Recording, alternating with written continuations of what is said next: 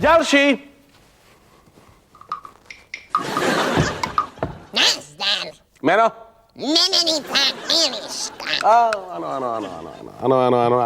Čo vás teda motivovalo prihlásiť sa na konkurs na miesto riaditeľa Slovenskej televízie? No čo asi ty baraní bobek? Jej málo verejnoprávny charakter.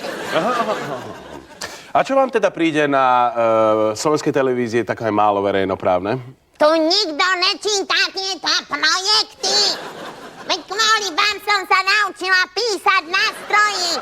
Veď 3 hodiny denne s ďatlom. Vieš, čo to bolo za tortúru a vieš, koľko ma to stálo burákov? Ježi.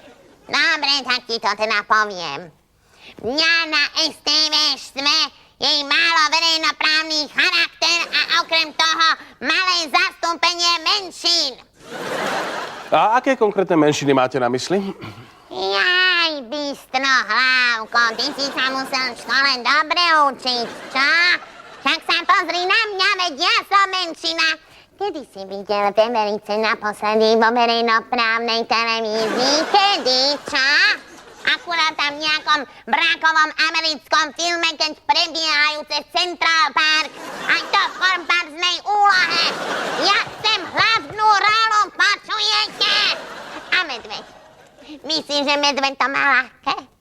Keď sa chce dostať do STV, tak musí niekoho zožrať a pritom on je vegetarián. A okrem toho mu dajú akurát nejakú podradnú úlohu. V hlavnom spravodajstve je toto život. Myslíš, že on nemá city? Že ho neboli jeho medvedie srdiečko? Toto sa musí zmeniť! Zvieratá náhrad! Zvieratá náhrad! Tu sa to musí zmeniť! Isté, a čo konkrétne teda navrhujete? Ty si fakt nečítal ani riadok z mojho projektu, ty kozí bobek! Ja by som vás rád upozornil, že celý tento dialog sa nahráva na túto kameru. Áno. Áno. Dobrý večer, vážení koncesionári. Akú prax máte v médiách? Majko, ty čo robíš po večeroch? Plákame sa, hráme karty s kamarátmi a vlastnú reláciu v STV si nepozrieš? SOS, kde som hlavnou hviezdou, však ja som dostala aj Ota. Jedného. Druhého. Nepozeral si priamy prenos, kde som ďakovala divákom, aj som si poplakala od dojatia. Touto cestou sa chcem poďakovať všetkým, ktorí mi dali hlas.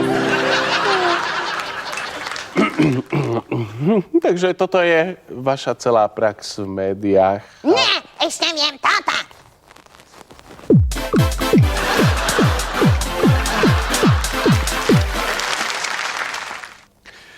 Dobre, čiže uvidíme sa pri písomnej časti. Pošlite prosím ďalšieho. Povrchný sedlák! Poďte, chlapci. Nikto nás tu nemá rád.